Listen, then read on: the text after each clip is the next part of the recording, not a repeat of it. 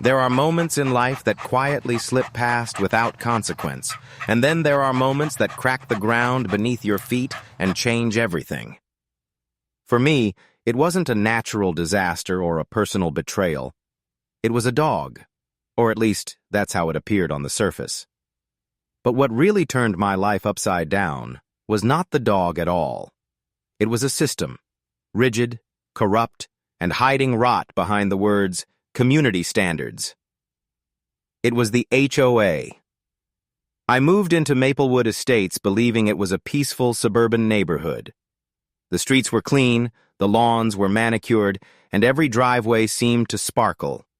On paper, it was everything a buyer would want. But of course, things that look perfect usually are perfect only because someone is forcing them to be. I had lived in the neighborhood for just a few months when the first envelope appeared taped to my front door. No return address, just a harsh red stamp across the middle that read, HOA Violation Notice.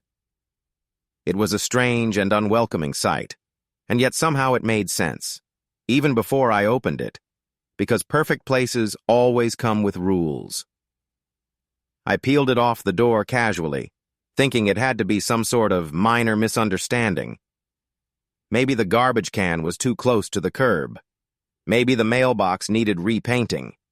Those were normal things HOAs like to obsess over, but the violation was not one of those things. It was a $200 fine for an unregistered pet. The notice described Samson, my golden retriever, as a hazard to the neighborhood. It claimed that his presence violated HOA bylaws. It accused me of failing to submit a pet registration form and pay the required monthly pet fee. It also warned that I would be fined an additional $50 every day that the issue was not resolved. The irony of that letter struck me like a cold slap. Samson wasn't just registered. He was certified as a therapy dog. He had spent 3 years training to bring comfort to hospitals and nursing homes. If there was a friendlier or more gentle dog in the world, I had yet to meet him. To accuse him of being a threat was as ridiculous as accusing a cloud of being violent.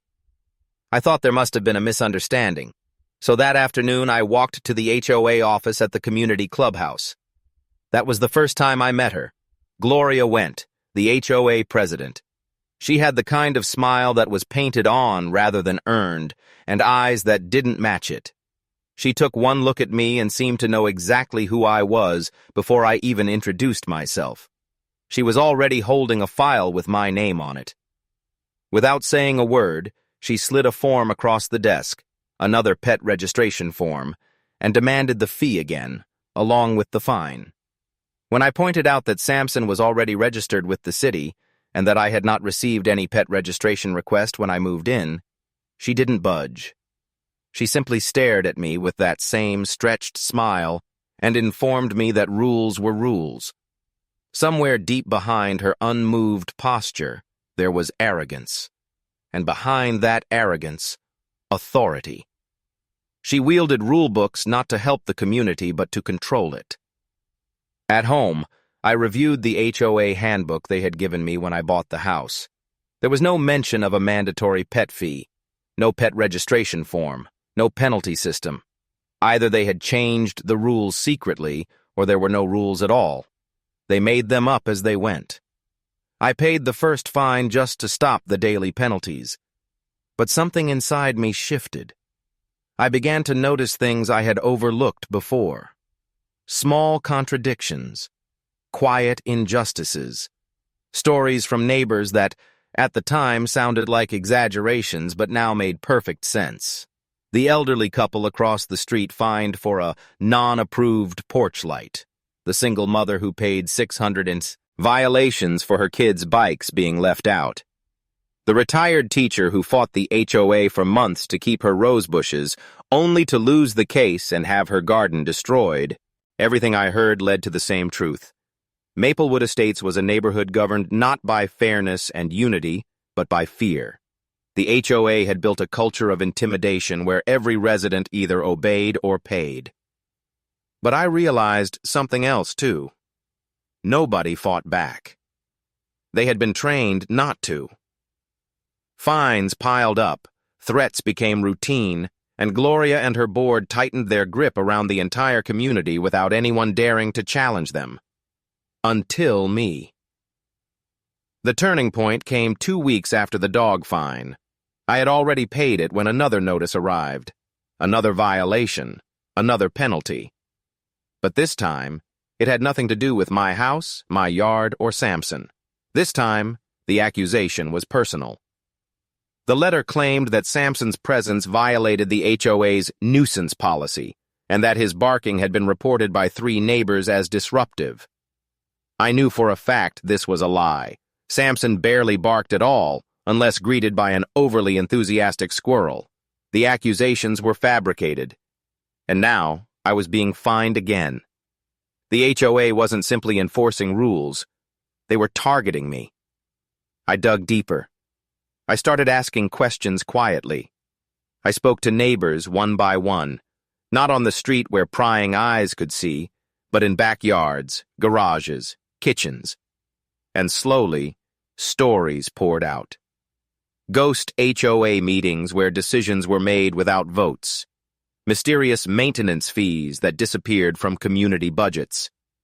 Landscaping contracts awarded to companies owned by HOA board members' relatives. Threats of foreclosure used as intimidation. The more I learned, the more I felt anger knot itself inside my chest. I wasn't angry about the fines anymore. I wasn't even angry about Samson. I was angry that people were living in fear in a place that was supposed to be their home. I was angry that a group of power-hungry board members had turned a neighborhood into their privat, to kingdom.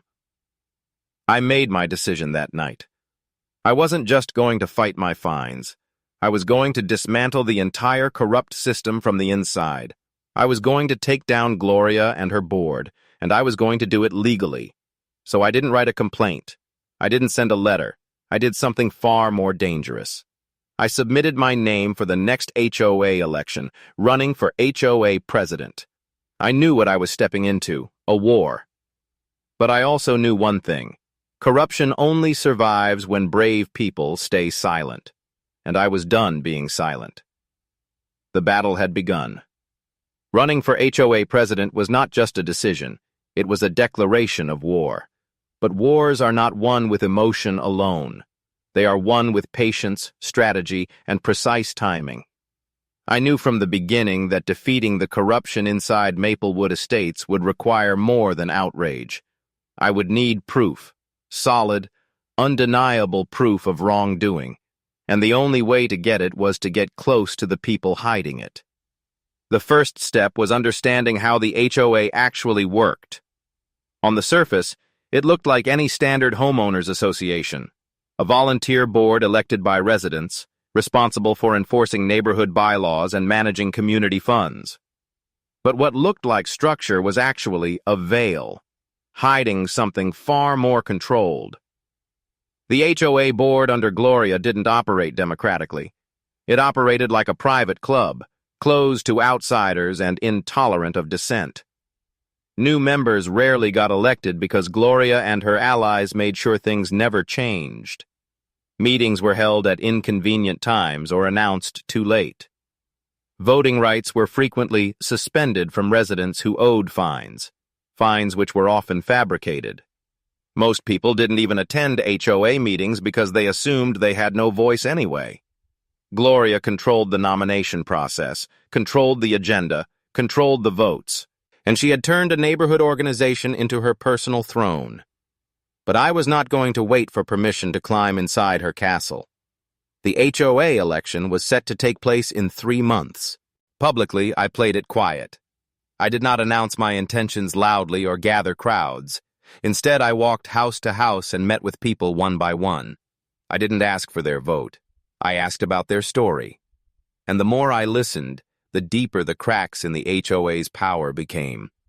I learned that people didn't want change because they didn't believe it was possible. But belief can be built. Slowly, quietly, I turned casual conversations into something more, a resistance. By the end of the first month, I had spoken to over 50 residents. They were teachers, truck drivers, nurses, retirees. They were parents raising children. They were families who just wanted peace. They had all been quiet for too long, and silence had cost them not only money, but dignity. Many told me they would support my campaign, but only if I promised them one thing: I had to win. Losing wasn't an option, because if I lost, every person who dared support me would be punished. I promised them victory, not because I was certain of it, but because I knew that a leader must believe before others can follow. The second step was shaping my campaign. I couldn't rely on loud declarations or public debates. Gloria had already begun undermining me by spreading rumors. I learned quickly that a small group of loyalists had begun whispering in neighborhood Facebook groups and community chats. They said I was reckless, unstable, anti-community, dangerous. They claimed I was only running to avoid paying my fines. Some even claimed my house would be seized if I became president due to conflicts of interest. This was not politics. It was sabotage. But they underestimated me. While Gloria played checkers, I played chess. I began attending every HOA meeting and took detailed notes. I asked questions, not accusations. Publicly, I stayed calm and professional. I presented myself as someone who simply wanted transparency, and meanwhile, I was gathering everything I needed: meeting minutes, budget records, expense logs. I took photos of financial documents whenever Gloria left them lying unattended. I began cross-referencing HOA expenses with public records, and soon enough, suspicious patterns began to emerge. Thousands of dollars were being paid to a landscaping company called Green Haven Services, yet no one in the neighborhood had ever seen them working. A maintenance invoice billed $12,000 for paint removal and wall repairs at the clubhouse, yet the clubhouse walls were untouched. A $5,500 emergency plumbing repair was logged for a community fountain that had been shut off for years. The HOA wasn't just overcharging residents, they were laundering money. But there was still a missing link. Who was receiving it? Then came the breakthrough, thanks to a single piece of junk mail. While checking the HOA mailbox at the clubhouse one morning, I noticed a flyer addressed to Green Haven Services had been stuffed inside by mistake. It contained no address, only a P.O. box. Suspicious. I searched corporate records online and found out Green Haven was registered under a private LLC, and that LLC, hidden through layers of business registrations, was traced back to one person: Harold Brenner, the HOA treasurer, Gloria's closest ally. Now I had motive. Now I had connection. But to expose them, I needed more than suspicion. I needed irrefutable proof. And that meant getting inside documents Gloria would never willingly give me. So I did what anyone fighting a corrupt system must do. I cracked it open from the inside. I submitted a request to run for HOA President, knowing it would send Gloria into full attack mode. And it did. Within 24 hours, I received a violation letter accusing me of political solicitation and threatening to suspend my voting rights. They were trying to disqualify me before the election even started. I didn't respond to the letter. Instead, I responded with action. I hired an attorney. The legal letter that followed reminded the HOA that, as a nonprofit organization, they were bound by state law to allow open elections and maintain accessible records. It also reminded them that any attempt to block a qualified candidate could legally be considered election interference. That was the first time Gloria backed down. She didn't apologize. She didn't even speak to me. But the violation notice disappeared. My candidacy remained. And just like that, I was officially inside the enemy's walls. I knew the board would watch me closely now, so I played two roles. Publicly, I was calm, professional, and respectful, a concerned resident running for leadership. Privately, I continued collecting evidence. Every receipt, every budget, every project log, every fine, every unexplained expense, every angry email from residents, every threatening notice from the HOA. I created a file thicker than a dictionary and labeled it only with one word: proof. I knew what I had planned, but plans are never immune to sabotage, and mine was about to face its first major attack. 2 weeks before election night, something happened that changed everything. I woke up one morning to find Samson missing from the yard. The gate had been opened. His collar was lying on the driveway, and taped to my door was a notice. Dangerous animals will be removed from the community. It was not signed, but it didn't have to be. They had taken my dog, and by doing so, they made a mistake. They didn't weaken me. They made me unstoppable. The morning Samson vanished, I felt something inside me go painfully quiet, like a flame snuffed out, leaving only heat behind. My yard gate hadn't blown open by accident. The latch wasn't broken. The collar on the ground wasn't coincidence. Someone had removed it deliberately. Someone had trespassed, taken my dog, and tried to make it look like a lawful action. There was only one group bold enough to pull something like this: the HOA board. But they had miscalculated. They thought by targeting Samson, they could scare me into backing down. Instead, they gave me something far more powerful than anger. They gave me purpose, and proof that everything I suspected about them was true. I searched the neighborhood first, walking up and down every street, calling Samson's name even though there was no one to answer.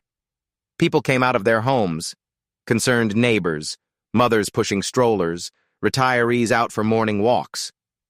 Some offered sympathy. Some avoided eye contact.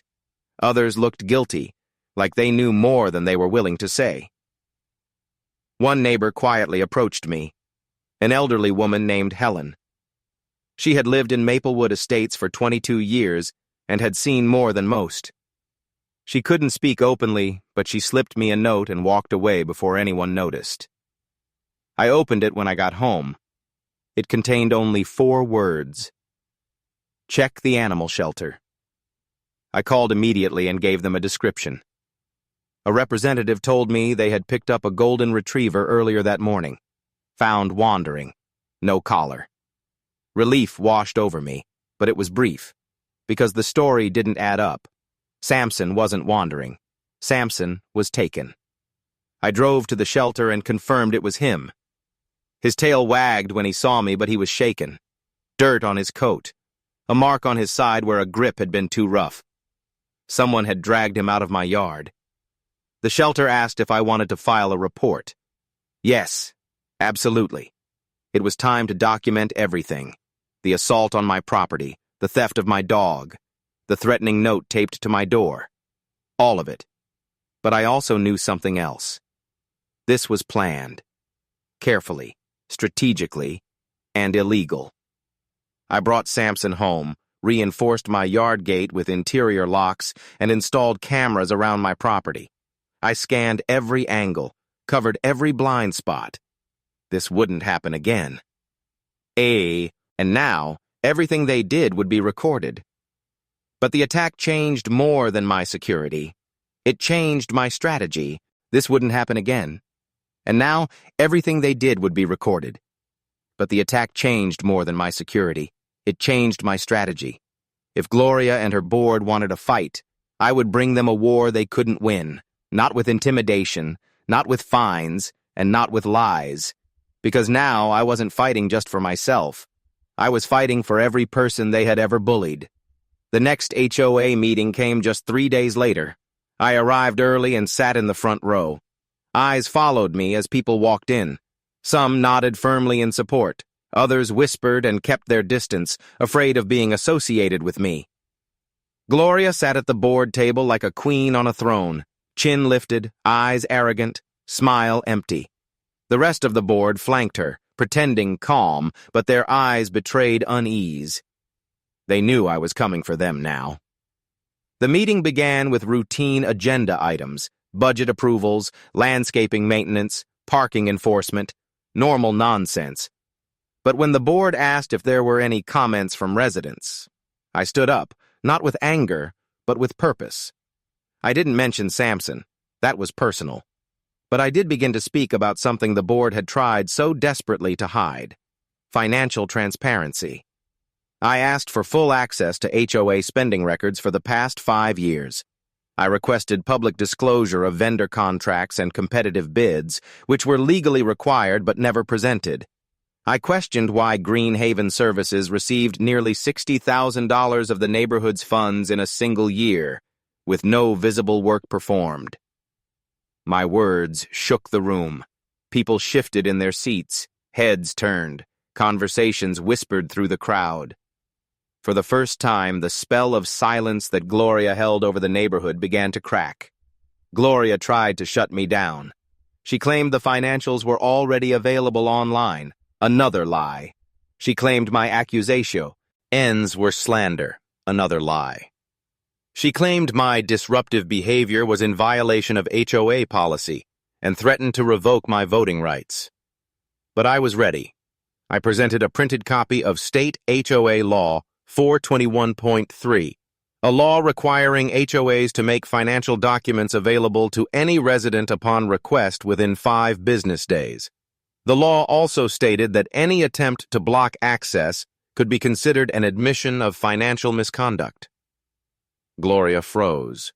The room erupted, not with chaos, but with awakening.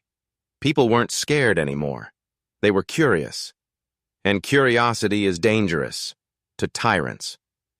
From that moment, the meeting was no longer hers. It was mine. By the end of the night, 37 residents had signed a petition demanding a full financial audit of the HOA. Legally, with that many signatures, the board was now required to comply. The walls around them had begun to crumble. That night, things shifted. Cars followed me home. I saw headlights behind me long after I turned off the main road. When I stopped, they stopped. When I pulled into my driveway, they disappeared.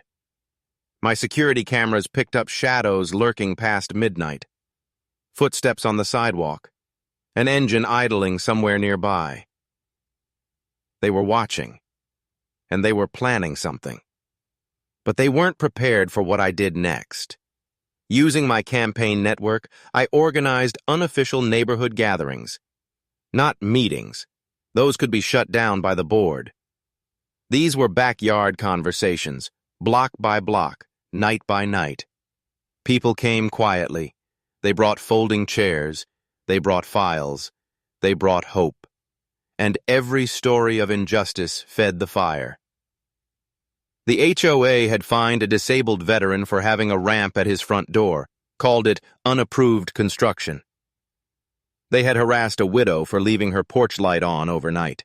They had threatened foreclosure on a retired couple who had fallen behind on HOA dues because of me. Deichel bills.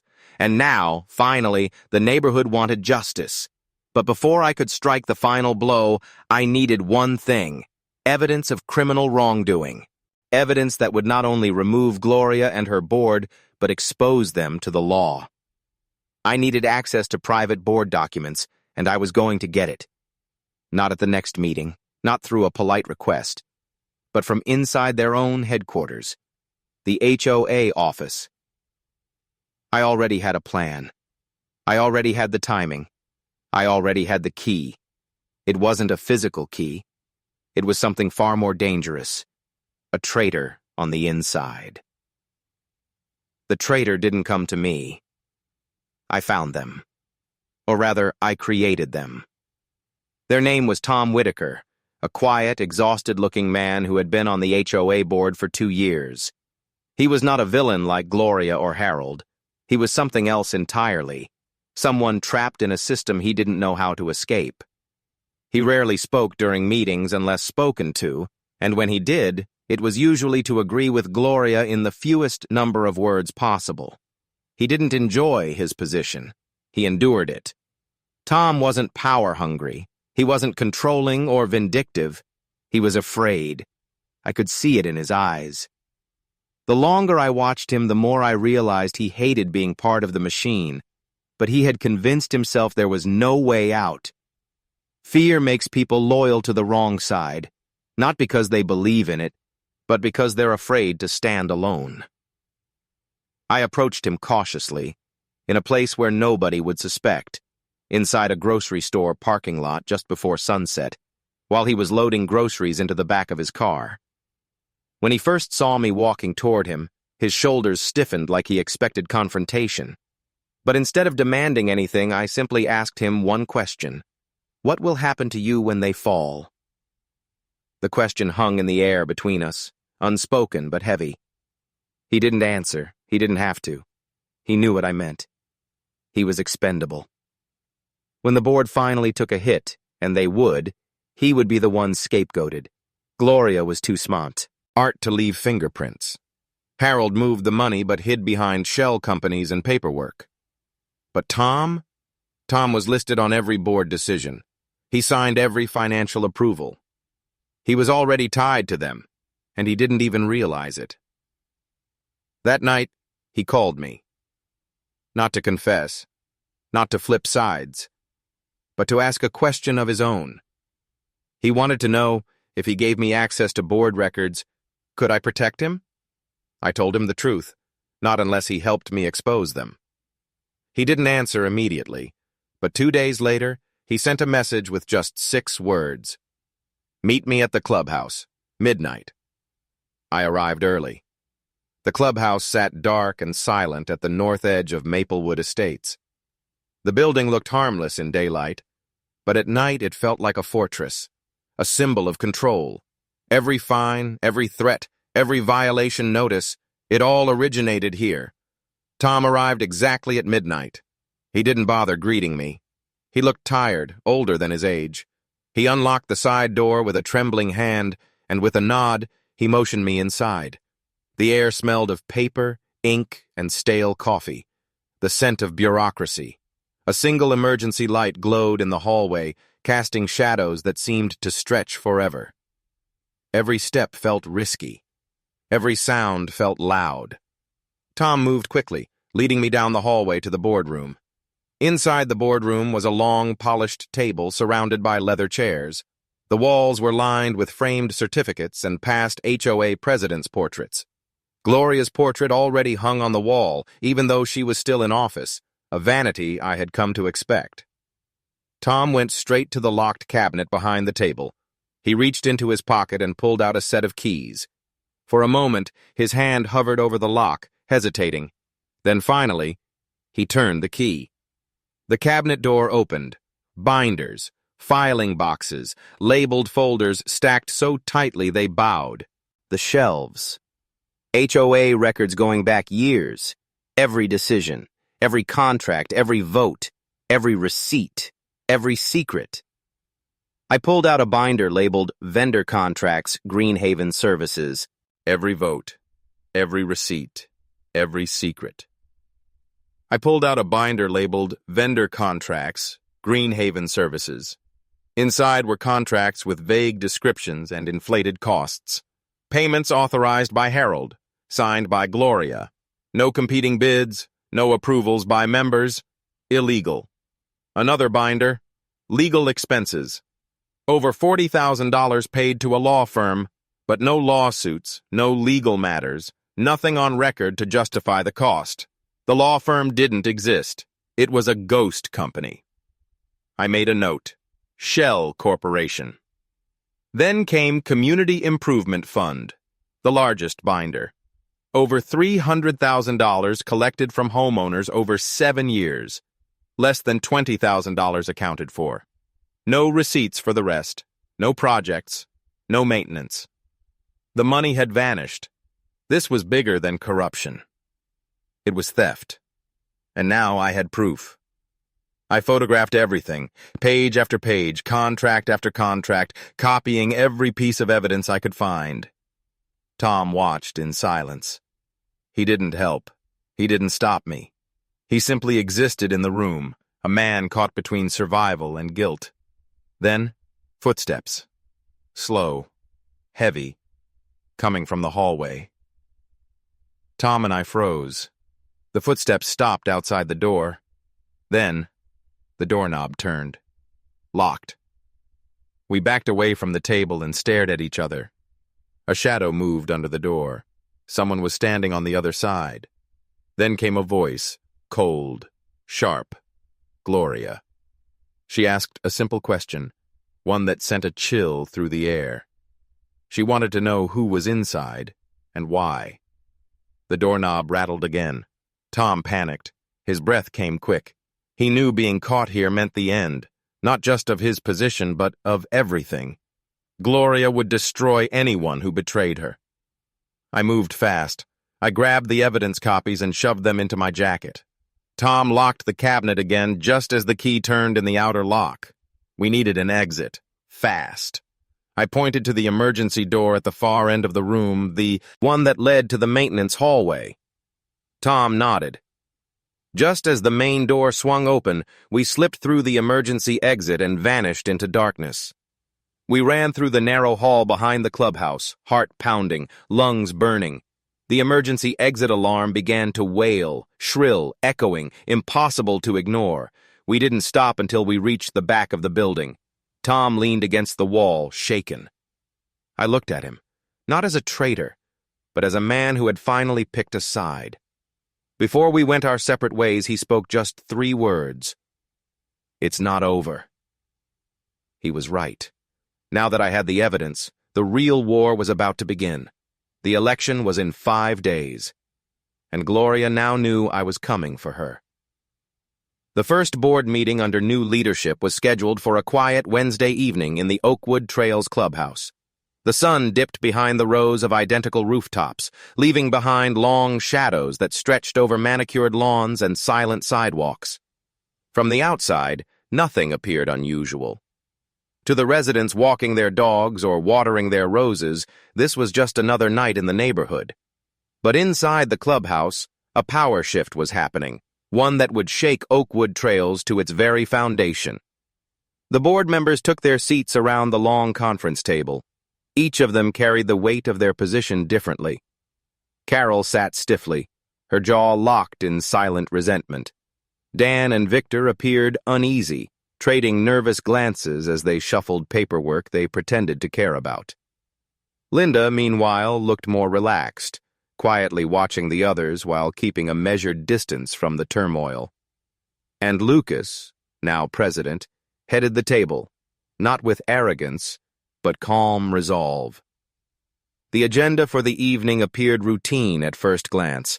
Financial updates, upcoming landscaping projects, pool maintenance schedules, and the usual STR, theme of resident complaints. But hidden beneath the mundane was tension, a crackling energy that signaled not everything was as harmless as the printed agenda suggested. Lucas felt it as he listened to the room. He could feel their eyes on him, measuring him, trying to uncover his intentions. He had known from the beginning that the fight against HOA corruption wouldn't be won in a single meeting. There would be layers to peel back, secrets to uncover, and years of manipulation to expose. Tonight would be just the beginning, and he couldn't reveal his hand too soon. Strategy mattered now more than ever. The financial reports came first. College-ruled notebooks and Excel printouts sat in a stack next to Victor, who maintained control of HOA treasury records. When Lucas asked for the current budget breakdown, Victor hesitated, a beat too long, and then slid a thin folder across the table. When Lucas opened it, he found basic line items, maintenance fees, utility expenses, committee budgets, and a vague miscellaneous category that swallowed nearly $30,000 without explanation. $30,000 marked simply as general maintenance. The rest of the board accepted this without question, or at least pretended to. But Lucas didn't. He asked for invoices. Victor claimed they would arrive next week. He asked for records, a digital archive, perhaps. Victor promised to email them later. He asked who approved the expenditures. Victor replied it was standard procedure, signed by former board members. Nothing unusual. But everything about it was unusual. Lucas didn't push harder, not yet. Instead, he acknowledged the report and moved on, playing the long game. The vote to approve the budget report passed, as expected. But Lucas made a note for himself. He would return to that missing $30,000 soon. The next agenda item involved new compliance measures. Carol insisted that residents were becoming too comfortable with breaking rules and suggested reinstituting lawn inspections and driveway appearance fines. Lucas countered by temporarily freezing. New fines until a full legal audit could determine which rules were enforceable. Carol scoffed at the proposal. Dan and Victor reluctantly voted against Lucas's motion. Linda abstained, weighing the situation. But Lucas didn't need their permission. He had authority now. As president, he tabled the motion unilaterally. Carol's lips tightened, but she said nothing. He continued dismantling their game, piece by piece. The final hour of the meeting was dedicated to old policies. Lucas introduced a new proposal, transparency reforms. He announced plans to require open access to meeting minutes, board votes, and HOA records. He insisted that residents deserved to know what their money was funding. The room fell silent. It was a direct threat to the board's long-standing secrecy. Carol objected immediately, her voice sharp and defensive. She claimed that transparency would cause chaos among residents who don't understand budget allocation. Dan quietly agreed with her. Victor sat motionless, eyes lowering to the table. Linda watched carefully, reading the room like a chess master waiting for the right move. The vote split, 2 against, 1 abstained, and Lucas standing alone in favor. But he didn't back down. He announced the formation of a new audit committee to oversee HOA spending and policy enforcement. Any board member could join. None volunteered. The meeting adjourned with cold goodbyes and forced politeness. The others left quickly, except for Linda, who lingered just long enough to tell Lucas, "Be careful. They don't like being cornered." Then she walked away, leaving him to consider whether she was warning him or testing him. The clubhouse would normally be locked after hours, but Lucas stayed behind.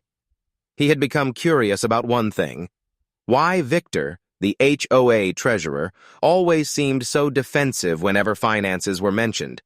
He remembered how Victor refused to let Lucas access the HOA financial software, claiming it was too outdated to be handled by more than one user. He remembered how the budget printouts always seemed to avoid specifics. And he remembered how Victor had shown up to the meeting driving a brand-new motorcycle, despite claiming he worked as a part-time electrician. Lucas retrieved the clubhouse keys from his pocket and unlocked a small storage room behind the meeting chamber. He had found mention of it in an old HOA floor plan, a room that used to be the HOA records archive. The door opened with a slow creak. Inside was darkness and dust, boxes stacked to the ceiling. Old binders and bankers' boxes sat untouched, some labeled, some nameless. He clicked on a flashlight and stepped inside. The deeper he searched, the more he realized how far the corruption had spread. Entire years of records were missing. Whole sets of meeting minutes had been removed, and bank statements from previous treasurers had been replaced with summary sheets instead of full statements. This wasn't careless neglect. This was concealment. Then he found it. A locked metal filing cabinet against the wall, nearly hidden behind a stack of folding chairs. It was old and rusting, but he saw something taped to the back of the top drawer. An envelope marked, "Confidential, HOA Treasury Reports, Private." Inside were photocopies of checks, duplicate invoices, and transactions marked under fake company names. Payments made to shell companies that didn't exist. Service fees to non-existent contractors. Equipment purchases that had never arrived. Maintenance charges to addresses outside Oakwood Trails. At the bottom, a spreadsheet titled simply, "Disbursement Schedule." Lucas read it carefully, and what he found confirmed everything. For years, the HOA treasury had been quietly drained. Money collected from residents, people who struggled to pay fees, people threatened with liens and late charges, had been rerouted into personal accounts. 3 names appeared over and over: Carol, Dan, and Victor. The board had been running a silent profit scheme. Lucas stepped back from the cabinet, the flashlight beam trembling slightly in his hand. The scope of the corruption was worse than he imagined. But now he had proof. Real evidence, enough to bring everything crashing down. But he also knew the most dangerous phase of his plan had just begun. He wasn't dealing with small-time bullies anymore. He was dealing with criminals. And criminals fought back. The evidence Lucas found in the dusty metal cabinet felt heavier than the paper it was printed on. Long after he discovered the hidden treasury files, he stood in the silent clubhouse, knowing one thing for certain. This was no longer just about revenge. This was about justice. The people of Oakwood Trails had been exploited, bullied, and silenced by those elected to protect their community. Every family who had paid a late fee, every senior citizen who struggled to afford rising dues, every family threatened with property liens, they were the real victims of this corruption. And now, their voices would finally be heard. He spent the following days carefully securing the evidence. He scanned every document, photographed every check, and made digital copies of the secret disbursement schedule. He created backups on encrypted drives and emailed sealed files to trusted third parties. He refused to take chances. These were desperate people he was exposing, people who would do anything to protect themselves. The final HOA meeting came sooner than expected. Word had spread around the neighborhood that something big was happening. For the first time in years, residents packed the clubhouse, standing along the walls, sitting in the aisles, gathering near windows just to hear what would unfold. The room was alive with quiet suspicion and hope. The old board had terrorized them for years. Tonight, they wanted answers. The board members entered looking uneasy. Carol's face was pale and stiff. She avoided eye contact with everyone. Dan appeared visibly nervous, constantly fidgeting with his wristwatch. Victor was drenched in sweat despite the cool room. Linda quietly observed, expression unreadable as always.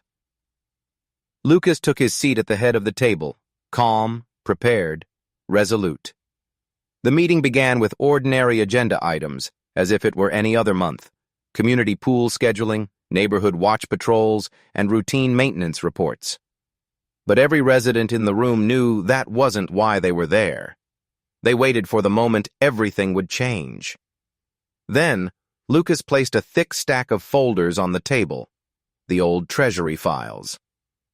He began pulling out copies of checks, invoices, and bank withdrawals. He announced a discrepancy of more than $180,000 in HOA funds missing over 4 years, siphoned through fraudulent maintenance companies and shell accounts. Shocked whispers filled the room. But Lucas was not finished. He displayed the documents one by one, methodically unveiling the truth. He showed fraudulent payments labeled as community improvement that instead had been sent to private accounts.